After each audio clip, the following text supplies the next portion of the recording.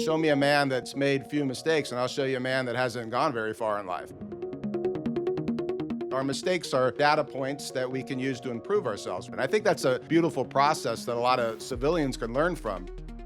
The reason you have a military is for deterrence.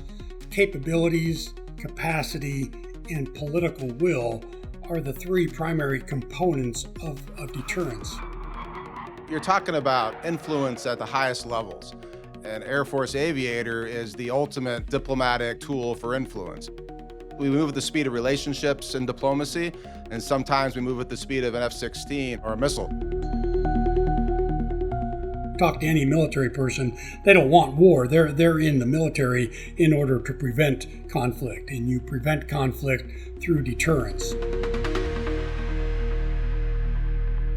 So, you've got thousands of hours of flight time, you've got decades of experience, and then you take those lessons from the cockpit and you bridge the gap between the cockpit and the embassy. So what was your family background like that would allow them to give you permission to do such a thing?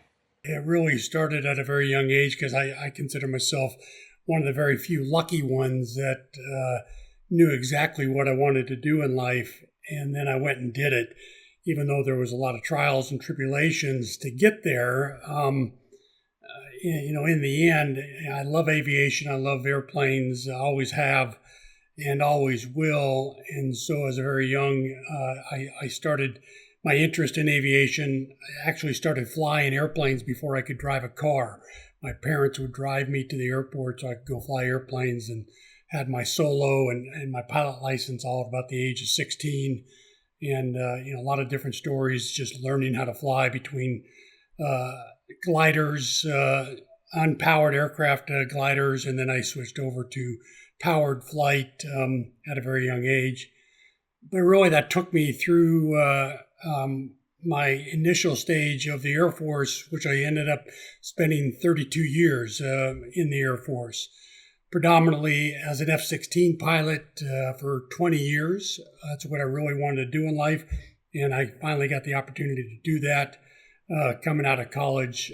Prior to that, I actually enlisted in the Air Force. So I went through all the ranks of the Air Force, all the way up from Airman Basic to full bird colonel when I retired 32 years later. As an airman, I was an aircraft mechanic on F-4s and F-16s, so I knew it from that perspective. And what that taught me is really my work ethic that I have today has carried me all the way through. Is you really dedicate yourself to excellence in whatever you attack. In fact, one of the main things I tell my kids is, it doesn't matter what job anybody gives you. We all have a boss at some point, but you just be the best at that job, whether it's a crappy job, shitty job. Be the best shitty job person that there is, and it opens up all sorts of opportunities and doors. And that's exactly what it did for me through that. And so I ended up after that, it taught me I had to get back to school, being enlisted. So I went to college, got an aeronautical engineering degree.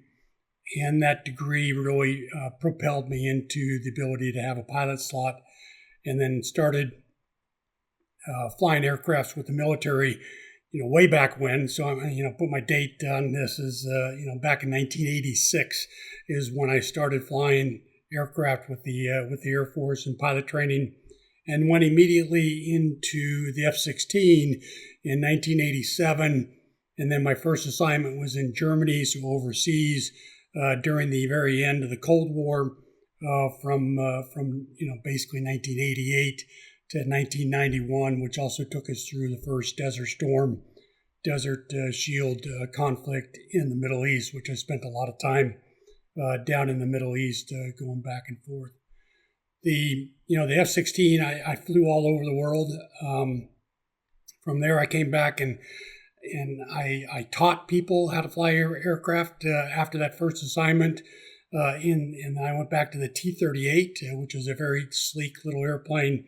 If you saw the movie Top Gun, which everybody loves, the first one, the bad guys were in this black airplane. That's basically a T-38, that little airplane that was flying against Tom Cruise and the Top Gun. But it's a great little airplane. I love flying it, a little sports car, and teaching people how to fly that airplane for a little bit. And then I went back in the F-16 again. Lived in Korea, worked with the Koreans, South Koreans quite a bit. Back in the United States, I taught people how to fly the F-16, back and forth in different assignments. Took me to Egypt to teach the Egyptians how to fly F-16. So I spent a year south of Cairo and I was the commander for a small training team, working with the Egyptian Air Force very closely. And I also worked very closely with the Singapore and Taiwan. Came back to the United States and worked with those squadrons flying F-16s and led some of those units as well. So a very broad international perspective while I was flying airplanes. And then I flew in Europe a number of years, all through Europe, all the way from the North Cape up in Norway, down through the southern tips of Italy, into the Middle East, into Turkey, and all through that whole region. You take that whole half of the world, and I was trouncing around in that for a number of years. Yeah, Colonel David Pedersen. So, I mean, that is kind of an adventure story, right? I mean, you start out with a wee lad wanting to get up in the air before you can even learn to drive, and you did that with the support of your parents. So what was your family background like that would allow them to give you permission to do such a thing? It was pretty open to explore things. One quick story is back when I was 16 years old, I wanted to go parachute, and go try that. It's a static line, but at 16 you're too young to do it, to sign the waivers on your own. So I had to have my parents sign it. My mother refused, and my father, so my father signed the papers to allow me to go jump out of a perfectly good airplane, which I did one time. That's all I needed to get that thrill. And but the parents were very willing to allow me to do that.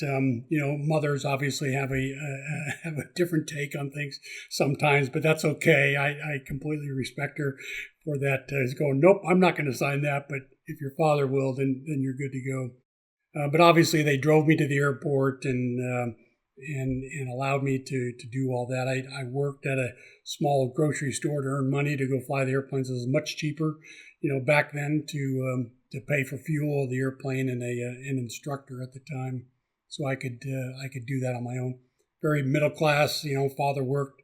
My mother volunteered quite a bit, and I earned all my money to go fly these airplanes, and that's where I spent it. And then when you were involved in the Air Force as a mechanic, I mean, what type of attention to detail is required in that? It seems to me that a lot of us have jobs that you can make a minor mistake and a human being doesn't fall out of the sky. So what is that like to have that sort of responsibility? There's great checks and balances. I can get into long stories of how our military is second to none. It really is. The professionalism and how we do operations as a military, most countries like to emulate, and that's why they want us to train with them. So all this ties back into all the international training that I did later on in my career, because you do have to have that attention to detail.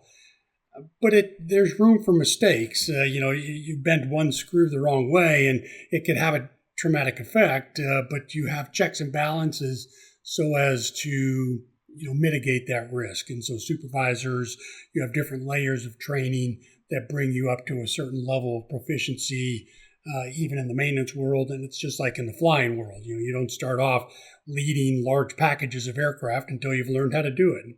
And our military does a wonderful job of building you up to that level of expertise and experience.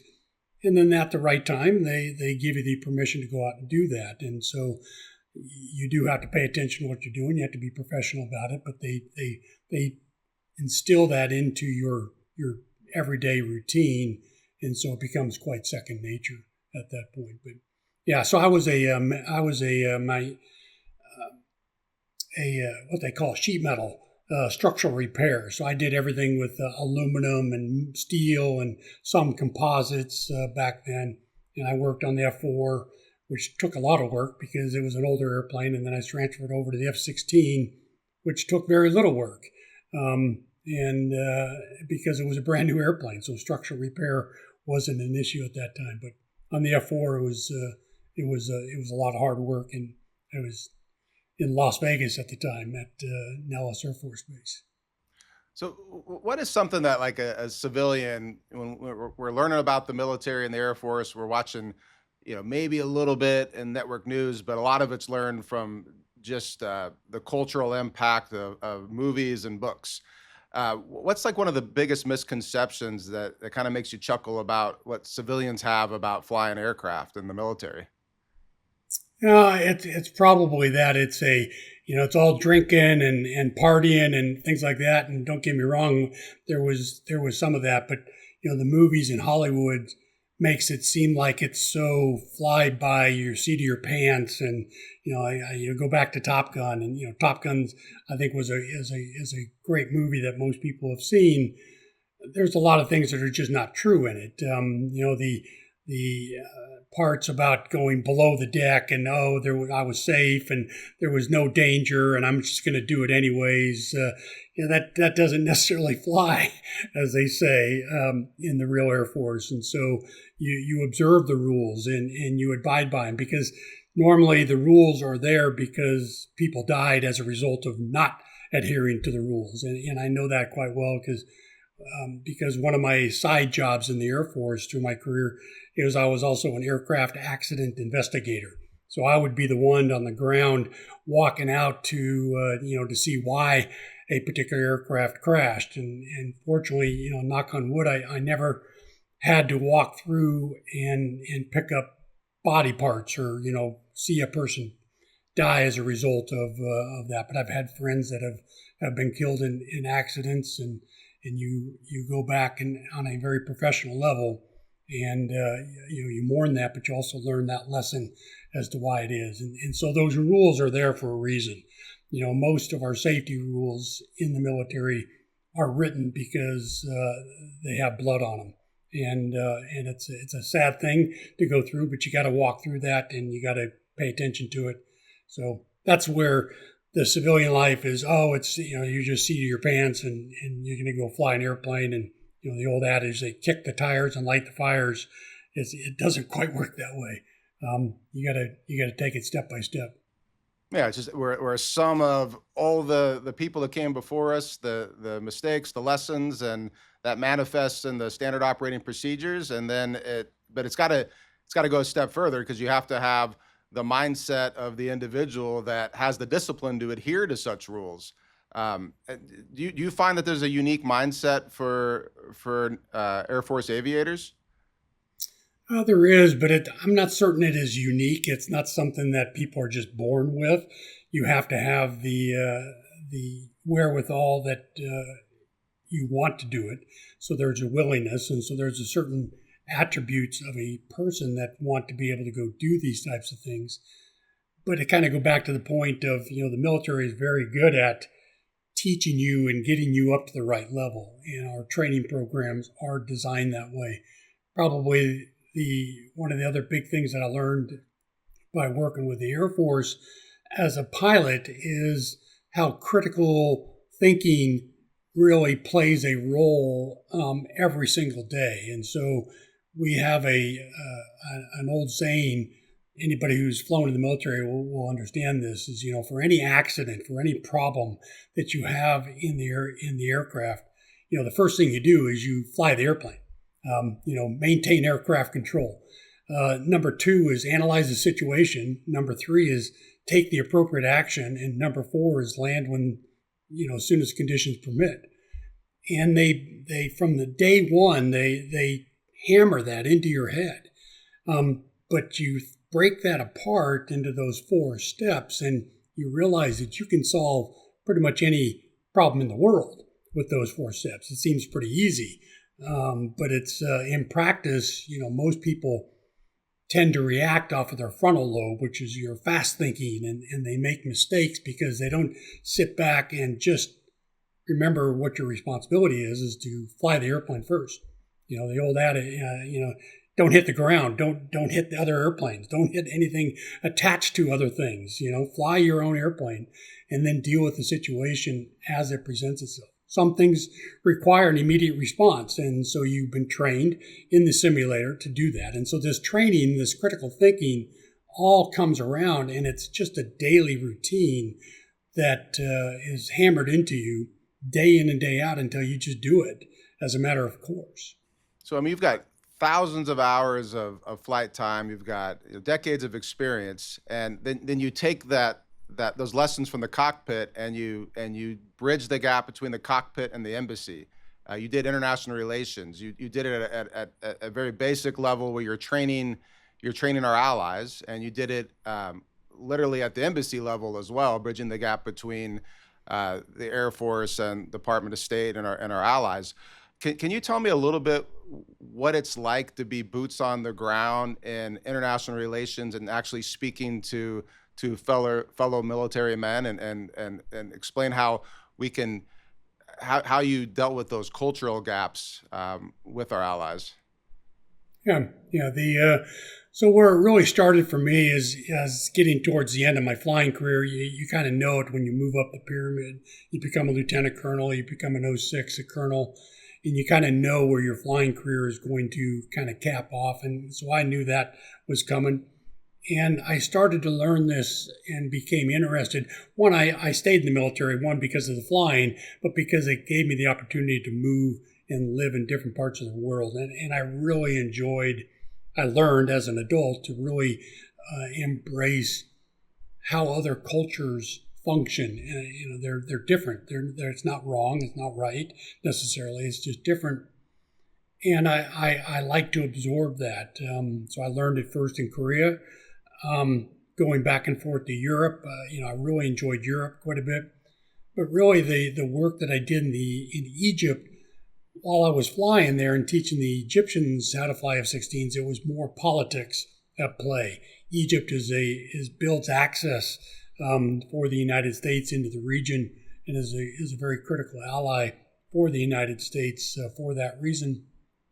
And so my work there was oftentimes out of the embassy in Cairo, right off of Tahrir Square, which you've seen, the news. Tahrir Square is where a lot of the Muslim Brotherhood or the different parts of the world have come together to protest or to show force. Very critical center of mass in Egypt. And so I started learning from there of how important these politics are. And I would talk to the Egyptian generals, commanders, and that taught me as a commander that the flying, it's important, but there's a whole nother layer above this that is equally important. And so that's where it really started for me. I came back from that, flew again for several more years, and then started working as a NATO. I helped run a NATO research center. I was the senior U.S. representative to about 200 or 300 people in northern Germany working for NATO. And now I'm working with 17 different nations at the same time, where I'm the guy at the head of the table taking critiques or making decisions and helping this team of 17 other national representatives make decisions. They all bring a different story. Some is a language story, some of it is a political story, some of it is an operational story, but they all have different wants, needs, and desires as you work yourself through that. And so sitting at a table with 17 other countries represented and trying to make decisions and satisfy and come to an optimal solution, it's not an easy task. And so you work your way through that problem. And that was 3 years of my life, which were fantastic to be able to do that. That job brought me back to the United States very briefly, to then be accepted to be a U.S. diplomat. So my role in NATO, I was not a U.S. diplomat. I was just a military colonel. But that one led me to be selected as a U.S. diplomat to go back and work in the defense attaché office out of Berlin. And now you're working with, 20, 30 different nations, friend and foe, if you want to call it that, but you work with everybody. And now it's a collection of trying to talk to people and figure out why certain nations want to do certain things. So in my tenure at the U.S. Embassy, another 3 years at the U.S. Embassy in Berlin, we went through many different aspects of disease and different operations in Africa. The whole migrant out of Syria was flowing to the north and dealing with how does that affect politics, how does that affect operations, and you're now talking with your French counterparts, your British counterparts, sometimes the Russian counterparts, sometimes it's the Lithuanian or the Latvian counterparts.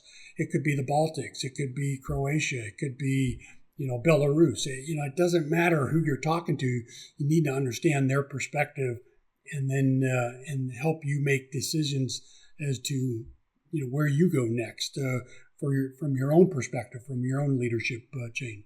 And then we're also helping to put people together. So we bring generals over to have conversations. Yeah. So you're talking about influence at the highest levels, and if you really put it into context, an Air Force aviator is the ultimate diplomatic tool for influence. It's we move at the speed of relationships and diplomacy, and sometimes we move at the speed of an F-16 or a missile. And that's what force projection is all about. You're heading overseas, and you're using your mind and your words to influence others, and occasionally you use the cockpit to influence others. And it seems that we're in a day and age where force projection is maybe arguably moving away from individuals, human beings in the cockpit. Like, where do you see the future of force projection, and how an aviator will fit into that rubric in future military combat? Yeah, it's a pretty broad question. Moving forward, the basics that I learned, the basics are all still there. You have to have a conversation at the political level. It comes down, the reason you have a military is for deterrence. Capabilities, capacity, and political will are the three primary components of deterrence. You talk to any military person, they don't want war. They're in the military in order to prevent conflict, and you prevent conflict through deterrence. At the very highest level, the deterrence comes from that conversation at the diplomacy level, to understand your partners, to understand people that you might want to influence, and that political will becomes a calculus that's within this rubric of deterrence. Now, deterrence also has those, the stick side of it. That's the soft-spoken side of things. The stick is your own capability and your own capacity. Again, the United States has a wonderful capacity with the numbers and capabilities, are the types of equipment that we possess and the training that we go into it. And so this is what forms the basis of U.S. diplomacy from a military perspective, as well as military deterrence. And the two go very much hand in hand. So the future of that, those basic elements, I don't think are going to change. It's just what goes into diplomacy, that will change based on different administrations, and what goes into military capability and capacity depends on technology, depends on where we go. Right now there's a big move towards drones and unmanned autonomous types of systems, and it's just a piece of the puzzle. But it goes into the whole map of what is the U.S. military's capabilities, and capabilities has this whole list of characteristics to it, and how much of that goes into the capacity for you to use it, and then the political will to go, yeah, we're going to go use that at a certain place, because military is the is the last resort to diplomacy. It's diplomacy through other means, they say. Yeah, and you joined us at Born Defense with in an advisory capacity, and we're tapping your wealth of knowledge, all these data points you have in your head from speaking to the highest level of government officials down to communicating the needs of the mechanic on the ground. Uh, when we're talking about force projection, I mean, I always see the Air Force as the biggest example historically of force projection, and sort of the biggest outcome historically, maybe Nagasaki and Hiroshima was force projection at the greatest scale ever seen in human history, something that Caesar or Alexander the Great wouldn't even be able to imagine. And then the fact that we stopped and didn't go in and take over the world because we had leaders, we had a mission that stopped at the end game, which was to deter the future threat, to stop the current threat. What can we do as a company to use capital as a force projector, in supporting companies that are getting involved in the defense space, that are working through supply chains? Like, what's your vision, working with other companies in the past, and which is simply a diplomatic mission. It's all about relationships. It's all about finding a need and then figuring out what you can do to help meet that need. How can capital be supportive of future missions? Yeah, it's a good question, and it's kind of at the point of between politics, which is part of your diplomacy, business and regulatory compliance. Kind of all three come together, and the intersection of that is politics are going to play out their way, and politics are how you back away from different aspects of don't go any further than what you are. Iraq, different things. There's always going to be a political angle to when you start or when you end a particular conflict, and that's an important piece of it. Capital going into this really is a mechanism from a force projection perspective. It's how do you buy the right force projection? How do you purchase different, where do you put your capital in order to affect the proper elements of capability and capacity? Again, this goes back to this whole notion of deterrence. The companies can have an impact on how politics plays out too, but for the most part, they are building that capacity within your own country, or we build partnership capacity with other countries, whether it be police forces, human rights. And so politics all kind of play into that as well. But the capital that you put into this really goes into the buckets of building partner or building capacity, building capabilities. And you want to do that in a just way that it is tied to what we do, what we want to bring forward as far as Born Defense, but understanding that politics is going to play a role in how these different capabilities and capacities are being used at that point. Yeah, at a perfect system, to figure out the just way, there's a just process, and part of that just process is the give and take of politics and the give and take of business. What deals get supported, what relationships flourish, and ultimately how capital is deployed with a particular goal that is a just goal, a goal of deterrence, a goal of peace through strength. Are there generally any projects out there, any particular capabilities that you see that have the most need right now for capital? Yeah, I think drones are becoming increasingly important, but you have to blend that in, and there's a lot of companies that are doing that.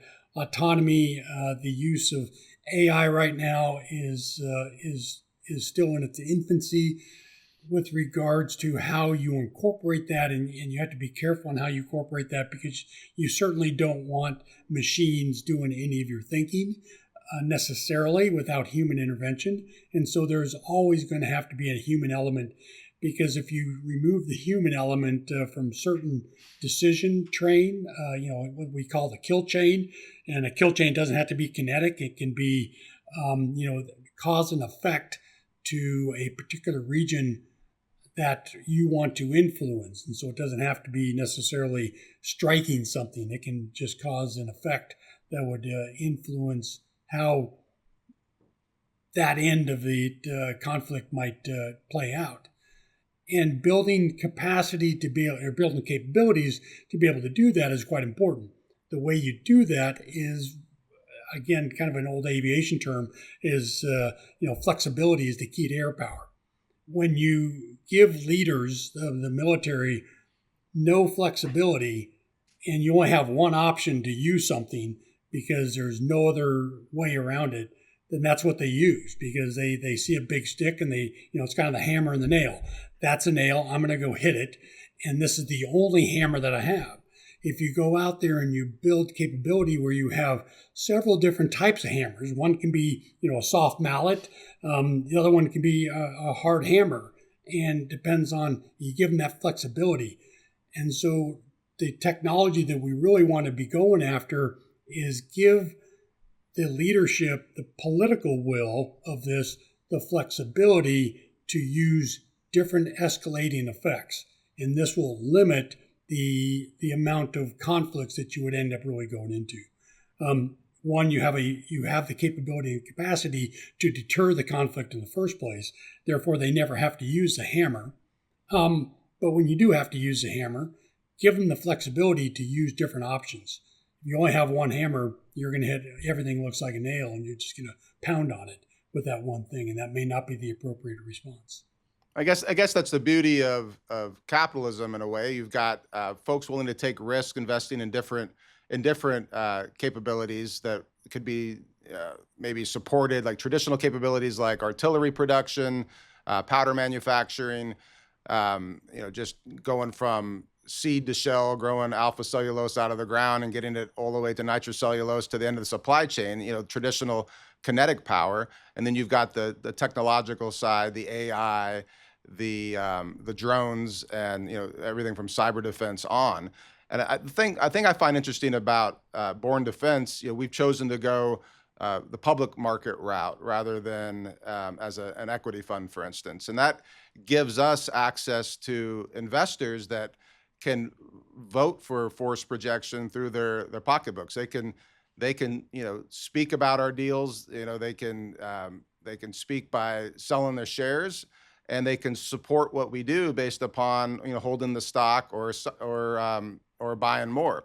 And I wonder if that particular dynamic is you've got the force projection through capital, you've got the political will, which means your populace has to trust your leaders. It means your politicians have to trust the leaders to make decisions and not be micromanaged, to actually have that ability and the capacity to pivot. And at the end of the day, that is all about trust. It's about influence from the bottom up, where you've got you're putting leaders in place, or you're putting capital in place, you're supporting smart capital, and you've got to be able to trust those people that are in that power. And as a board advisor, you will have influence in advising us on, as a subject matter expert on everything that you've done over the years. You'll have that level of influence. So what would be your vision of how a smart capital play would enter the national security space? I kind of lean back on this flexibility piece. The smart capital play is giving those leaders an opportunity to choose one or two different capabilities, and you build that up. And let's take, for instance, you might build a 155 round, and everybody sees that as just one device that goes out of a howitzer and flies through the air, and it lands on some object 20 kilometers away or something like that. But let's give them the flexibility to put different fins on that. Let's make the round fly. Let's put AI so that the AI knows that it can see and have a little bit more smart munitions. As an example, I mean, this is the same thing. Is the more you can be precise in your targeting and surgical, the less collateral damage you would risk. World War II is a classic massive collateral damage. It was nothing but collateral damage, and hoped you hit the target by destroying an entire city. Now we're down to, let's just take out the third window on the left out of one apartment building because we know that's where we need to strike. Or that's where all the servers are for the telecommunication systems that run the SAM systems, that run the radars and the system within this particular region. So you can be surgical with how you employ capital in the same way. You can go, is that going to advance our ability to be flexible? Is it going to advance our capacities and capabilities to give the leaders an opportunity to escalate things at an appropriate level, to use them? Those are all great questions that we can apply when we start to look at different opportunities to invest. And those are the things that you really want to get into from there. Yeah, and all these principles you're talking about, they come down to justice at its most basic level. Like what is fair and proper? And that has to do with when you're projecting force, kinetic force in particular, to make sure that you're hitting the enemy and you're not hitting civilians or infrastructure that can affect civilians, and that can be improved with technology. I remember like one of the first like adult books I ever picked up as a kid. I found it at I think it was for sale at the library, which was walking distance from my house. It was called Broken Eagle, and it's long out of print. Probably hardly anybody read it, but it was about sort of a post-apocalyptic story of an Air Force nuclear bomber going into Russia and then getting shot down, having to make it back to the United States. So that was like my first understanding of Air Force. I mean, we're talking force from air. And then I remember sitting around in 8th grade in my kitchen, and we had this little TV that was in this nook, and all of a sudden CNN was showing like War of the Worlds, and there was lasers, and there was these smart bombs that were coming out of the air, and you were involved in that theater, and I'm sitting here as a kid. What was that? The summertime, or was it the spring? I can't remember when that conflict started, but I remember remember watching it live on television, and being an impressionable youth, just getting through what seemed like peace for the ages at the end of the Cold War, and then all of a sudden we have this hot conflict. But it was different than the history books. It was different than Dresden or Tokyo, and it seemed like something special. During your career, like how have you seen those smart capabilities change, and how justice for the non-combatant has been closer to reality? Yeah, no, I've seen a lot of that. And so when I first started flying the F-16, all we really had, the F-16 model that I was flying, we didn't have laser guided bombs when I first joined them. They got them pretty quick. So I started flying airplanes off of, what was then the lead technology. It's on the F-16. We had this, what they call the constantly computed impact point, this little dot that would come up on the heads-up display. And we could, if you put the dot on the truck and hit the button at the right time, the bomb would find its way pretty darn close to that truck. And so this was precision with a dumb bomb. I'll tell you, a quick story. You always like to hear stories, but the first time I ever dropped a live munition was on the Nellis Ranges, where I worked as a mechanic many years prior. Now I'm participating in my first red flag operation. Everybody that flies airplanes in the military knows very well what a red flag is. It's a very large force on force practice area that's north of Las Vegas, in these ranges that span 100 miles deep and wide or so. And we could also go supersonic. Well, I'm out there as a young guy, and this is the first time I'm going to drop a live ordnance.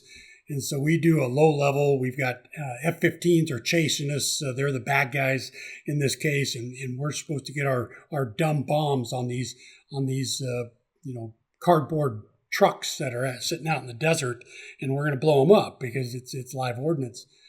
So we pop, lead. He pops up. I pop up right behind him, and get my parameters just right, and put the button, put the CCIP, the constantly computed impact point.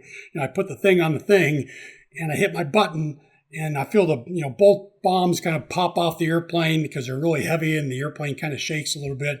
And I go, man, that is really cool. And so what we're supposed to do is then, roll over about 135 degrees of bank, pull back down towards the ground, put full afterburner in, and leave the area because you just kind of stirred up a hornet's nest at that point. Well, I'm new. This is my first time. I want to see these bombs. So I roll up the other way. I get a visual. I can actually look out the window. There's a little drogue on these bombs. It was what we call high drag ordnance. A little white drogue, and I could pick those two bombs up in flight about a second or two after released. And lead, he's already gone. But I roll up the kind of the other way, kind of floating up high a little bit, and I watch these bombs, and I watch them all the way to impact. It's about a 7-second time of flight, maybe 5 seconds. So I watch these bombs for another 2 or 3 seconds, and I see both of them go right into the trucks, and a massive explosion. 2,000-pound bombs was really quite the sight to see. And then I roll up and I start looking around space. This is where's lead?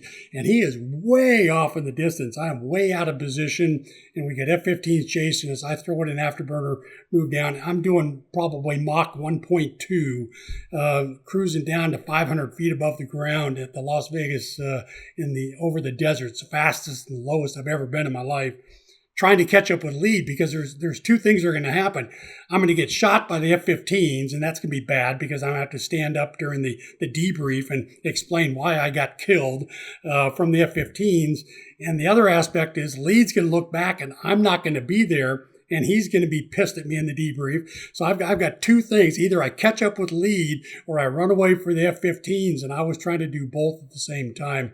I was cruising just so I could watch these bombs hit. But that was the beginning of, these dumb bombs trying to get precision. And then we ended up with, laser guided bombs. And then we ended up strapping on these winglets on the back end of a dumb bomb, called them a JDAM. And now we're putting winglets on 155 rounds. And all these things were to get us down to precision. Then we went into night, lantern. And now, just as I was leaving the cockpit, we ended up with these, helmet-mounted cueing systems, the Jehemix helmet system that was just out of this world in capability and gives the pilot considerable situational awareness all right in front of me. It's kind of like, what they're trying to make with these, VR goggles and everything else is, we already had that starting to come into the cockpit just as I was leaving, and so all of this technology, that's what I'm talking about, is you build that, that's a capability. You put that with training, which is part of your capability. You build enough of them and you spread it out across your force, and that builds this capacity. And now you have the ability for a leadership to go, look, we have this ability to do one shot, one kill. It's going to be one thing that dies out there. Nobody else. We're going to keep it away from the schoolyard. We're going to keep it away from the church or the mosque or anywhere else. And we're going to try our hardest not to have collateral damage. That is working with excellence to resolve a conflict in the minimum effort it takes to get to an end state. But ultimately it has to come down to how you do different things. So speaking of collateral damage, I've got a Air Force friend of mine that flew in Afghanistan, flew in Iraq, and occasionally there will be mistakes. There will be even if the mistake doesn't happen, there'll just be unfortunate circumstances.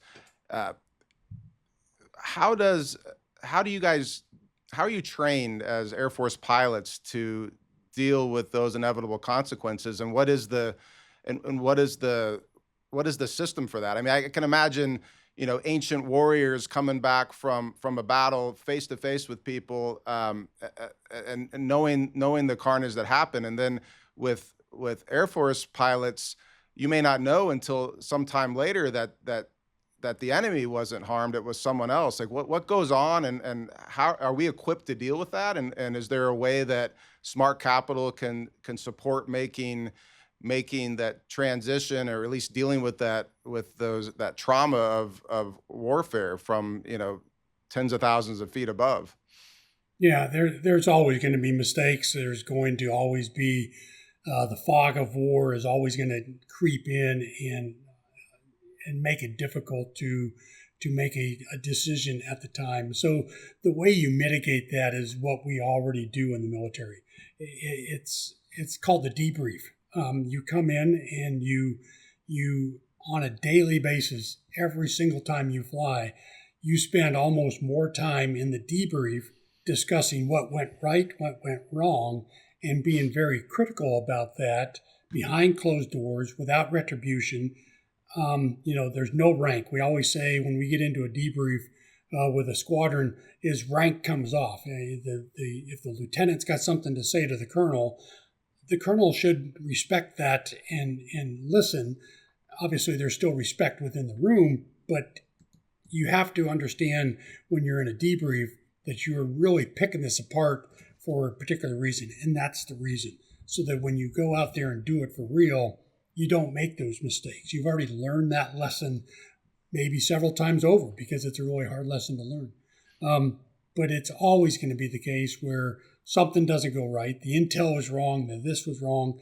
So the smart money goes towards building that situational awareness so that people understand when it can or cannot go wrong. And then you base your decisions off of the knowledge that you have at that particular time. So systems that, like I said, the Geopolitics came in and gave the pilot, it made the pilots more of a systems operator than a pilot. The flying the airplane is easy. It's managing all the systems that is very difficult, and making those decisions. That takes experience to be able to do that.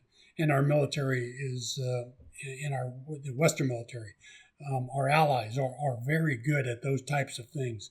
And so the smart money goes towards building situational awareness, building awareness models that can predict, not necessarily predict, but give you the information at the right time so that you can make the right decision. It's bad decisions that lead to consequences that you then have to answer to later. And that has an impact on the overall war. When the president or a major command has to play defense in the media because of a poor decision or a poor execution, then that impacts the entire operation, and it's going to impact on how we do that. And so, we do things from a flying perspective, from an operational perspective. You plan, you execute, and then you debrief. And so, your debrief consists of really three primary subjects. Is, did everybody understand the plan? Was the plan a good plan? And you talk about that and you criticize that. No, it was a terrible plan. So execution and understanding are irrelevant at that point because the plan was just a bad plan in the first place. So you talk about that. And then you talk about, did everybody understand what we were going to do as a team? And so was the plan a good plan? Did everybody understand what the plan was? And did we go out there? And then third is, did we execute it in accordance with the plan? So if it was a good plan and everybody understood it, and everybody executed the plan correctly, you end up with one of these missions that are very rare because it was just really a great mission. 9 times out of 10, that's not the case. There's something wrong with the plan. There's something wrong with people's understanding of the plan, and there is something wrong with the execution. Though that's why you hit on those 3 points every time you debrief. And that's that critical analysis that goes into everything we do. And that's the attention to detail. When you get down to that level of knowledge, and it's perishable, it goes away. It's why we need to practice. So training aids, ability to make decisions, intelligence, all those things are fair game to improving how we minimize or mitigate the risk during times of fog and war. Yeah, I mean, you've got Baron von Clausewitz the Elder saying no battle plan survives first contact with the enemy, and the reason that's just a fact of life is because we can't predict everything. There's variables out there, like you mentioned, the fog of war. There's human error. There's a lack of understanding. I mean, things happen quickly. You go and deploy, and then you come back and you talk about it. I think that's a beautiful process that a lot of civilians can learn from, because we spend so much time, personal time, dwelling on our past mistakes, worrying about the future, and rarely are we present. And what you guys do is you dwell on the past for a specific purpose, because you're trying to understand and you're trying to learn from it to factor into future performance. So it's a data point. Our mistakes are data points that we can use to improve ourselves. We're essentially the sum of our mistakes. Show me a man that's made few mistakes, and I'll show you a man that hasn't gone very far in life. And that's like you talk about the systems that are in place for our military, and that's really the beauty of the United States capabilities. Is we've got a system, we've got checks and balances, we have protocols, and we have a supply chain like none other in history. And that's all about planning, and you talk about every, like, as a lawyer, you can look at a contract and be like, wow, why is that provision in that contract? I bet you somebody screwed up big before, and because that's a weird term to have in a contract, must be a story behind that. And so the stories that are behind every future decision, I mean, they're good stories, and talking about it the minute you get out of the field has got to be sort of the ultimate in a therapeutic response for what you just went through. I mean, the trauma of war. I find that fascinating, and I think there's lessons to be learned all over the map when it comes to deploying techniques, and the metaphors go on, and we talk about the art of war all the time, and everything from litigation to finance to actual war. But the lessons are huge because the consequences are huge. I mean, there's you talk about wargaming ideas, but and wargaming, anything like that metaphor. The war metaphor is so common in modern parlance because historical consequences of war have been like no other. They're civilization changing. They affect families. They affect individuals, and we're on a sort of a historical course trajectory right now that the decisions that capital makes, the decisions that governments make, could impact future civilization, Western civilization, like no other time in history. Where do you think we're going right now? Where do you see Western civilization in the future? How are we doing? Like from your perspective, from your years of knowledge, like let's just check in on how are we doing and where are we going? Yeah. Again, how do you predict the future? It's a very difficult thing, but it's again, you just have to go back to the basics. If you teach, so Western civilization, from education all the way up to career choices and what people do, our civilization is, I think, at a crossroads in some respect. I think some of our education has gone down, and we can bring that back. And so, how do you compare this as an example? Do I love it? I love the Western civilization. I love how we do things as a culture in terms of critical thinking and trying to do the right thing for the right reason. The basic integrity of stuff. And I think there's an aspect of that wins every single time. You may lose a battle here and there, but in the end, integrity is where it really comes down to the wire of, are we doing this for the right reason? Are we in it for the right reason? If we're in it, are we still in it for the right reason? Those are the types of things that make, I think, Western civilization powerful as a powerful argument. And so from that perspective, I think the trajectory is still pretty good, even though I think culturally and in different aspects of our society have lost its way in that type of thinking.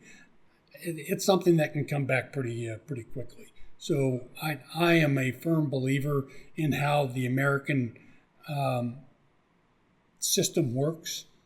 There's a lot of back and forth with it right now, but our ability to have a conversation and to learn from our mistakes is what's really quite critical. I think you nailed it right there. This is why I find it to be just an enormous honor to get an opportunity to work with you and your colleagues in Born Defense.